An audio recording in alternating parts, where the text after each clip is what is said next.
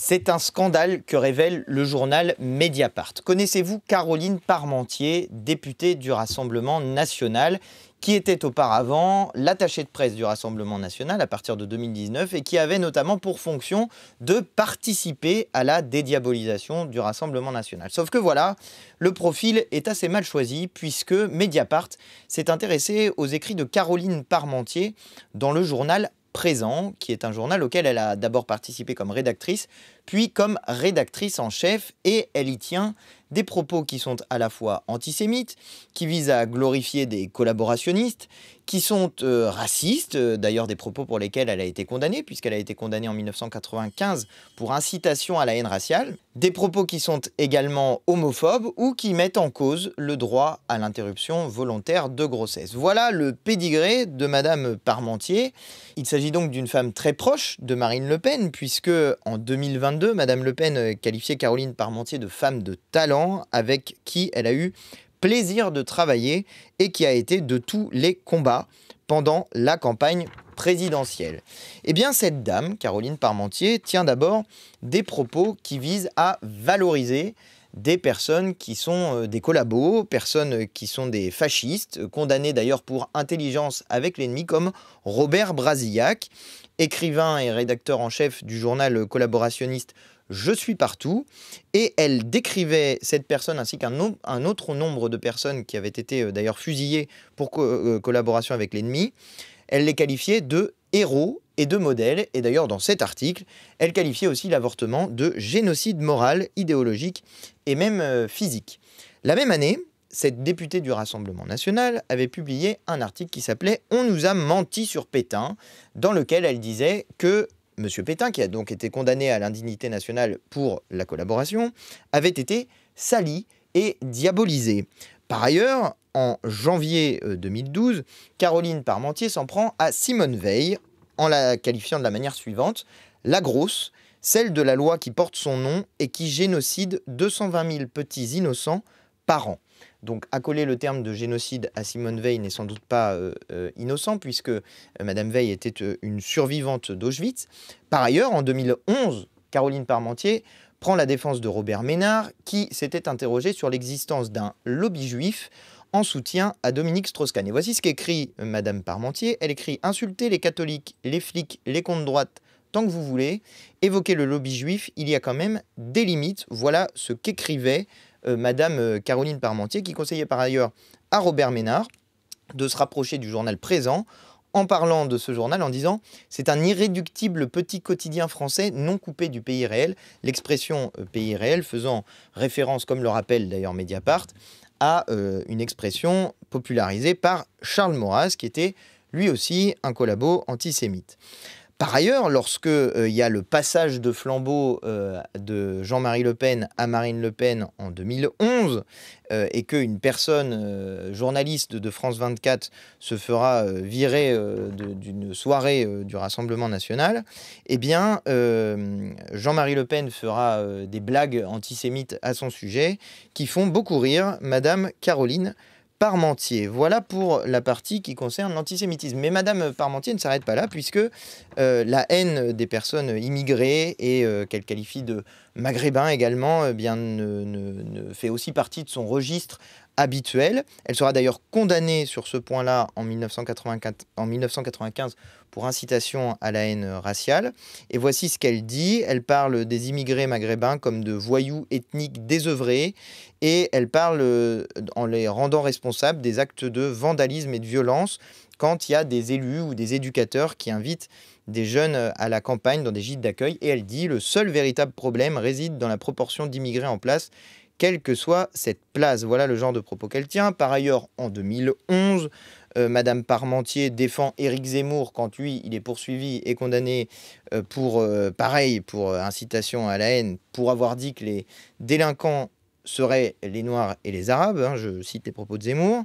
Elle dit « Zemmour dit la vérité », elle dit « Rejoins-nous Zemmour », et elle affirme « La majorité des dealers sont d'origine africaine ou nord-africaine ». On est en 2011, donc c'est pas si vieux que ça, les propos de Madame Parmentier. Par ailleurs, elle montre une forme d'obsession pour ce qu'elle appelle l'islamisation forcée qui se cacherait derrière la viande halal. Hein, voilà, ça c'est une des obsessions de Madame Parmentier.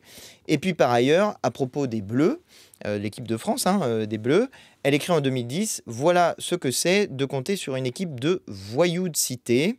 Elle parle plusieurs fois de mentalité de voyous de cité. Et en 2011, à propos des supporters dans les tribunes, elle parle de supporters babouins. Voilà comment s'exprime Madame Caroline Parmentier. Elle défendra par ailleurs quelqu'un qui a tué un jeune maghrébin de 24 ans en disant que c'était une personne, l'assassin était une personne qui vivrait dans l'insécurité permanente, la peur et les agressions quotidiennes, en parlant des conditions de survie cauchemardesques des habitants des cités de la terreur, victimes de 20 ans de politique d'immigration, invasion massive. Voilà ce que dit cette personne. Par ailleurs, il ne faudrait pas oublier non plus l'homophobie de Madame Caroline Parmentier, puisqu'elle parle du film La vie d'Adèle, en disant qu'il s'agit d'une saloperie ambiante qui normalise l'homosexualité, comme si l'homosexualité était quelque chose donc d'anormal. Elle parle du court-métrage Le baiser de la lune comme d'un fanatisme délirant des activistes gays qui n'a plus de limite. Et puis, par ailleurs, elle tiendra des propos sur le sida en disant que le principal vecteur du sida, ce sont les pratiques homosexuelles elles-mêmes. Là, on est en 2010. Et elle parlera aussi du préservatif en 1994 comme d'une tromperie criminelle qui met en danger des vies humaines, qui autorise le dévergondage, le déboussolement des mœurs. Et je vous passe sur le reste des propos qui est plus scandaleux que le reste. En 1998, elle parlera de la loi sur l'avortement comme d'une loi républicaine de l'autogénocide. Et en 2011, elle ira jusqu'à dire qu'elle se sentait un très vieux monsieur quand elle avait vu la République et la laïcité en figure de proue du Congrès du FN, signe que même la question de la République et de la laïcité ne font pas partie de son répertoire normal. La question donc qui se pose, c'est peut-être qu'elle pourrait remettre en cause ses propos. Mais non, pas du tout, puisque Mediapart l'a interrogée et qu'elle n'enlève rien de ses propos.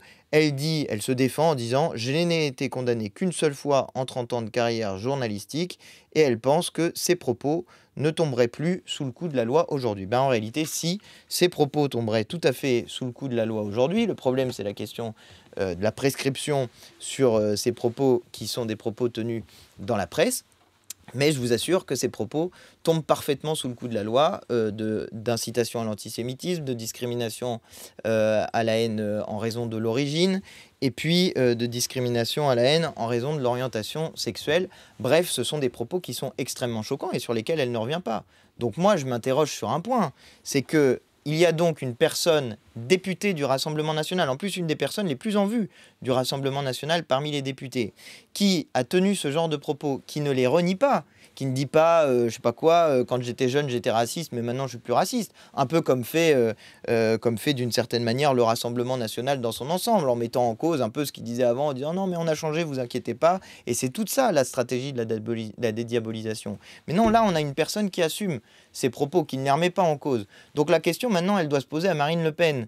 Et je m'interroge un peu sur la raison pour laquelle les médias n'interrogent pas Madame Le Pen sur la place de Madame Caroline Parmentier dans son groupe parlementaire. Parce que alors là, on ne peut pas parler de la brebis galeuse qui aurait, je ne sais pas quoi, mis une casquette nazie, vu que c'est arrivé dans la campagne des élections législatives la dernière fois. Non, non, là on parle d'une députée du Rassemblement national, bien en vue à l'intérieur du Rassemblement national, qui a été l'attachée de presse du Rassemblement national. Donc quelqu'un qui est dans les structures du Rassemblement national. Il ne s'agit pas d'un hasard, il ne s'agit pas d'une découverte, il ne s'agirait pas d'une personne dont on ne connaîtrait pas les écrits à l'intérieur du Rassemblement national. C'est donc bien un choix politique d'avoir fait élire cette personne députée du Rassemblement national. Et si le Rassemblement national prétend faire attention à ces questions-là aujourd'hui, ce qui n'est pas vrai, mais s'ils prétendent faire attention à ces questions-là aujourd'hui, qu'est-ce qu'elle fait au Rassemblement national? Qu'est-ce qu'elle fait au groupe parlementaire? Pourquoi elle est encore députée du Rassemblement national? Pourquoi ils n'appellent pas à ce qu'elle quitte le groupe parlementaire, voire qu'elle démissionne de son mandat de parlementaire? Voilà les questions qu'il faudrait poser à Madame Le Pen suite à cet article de Mediapart. C'est un véritable scandale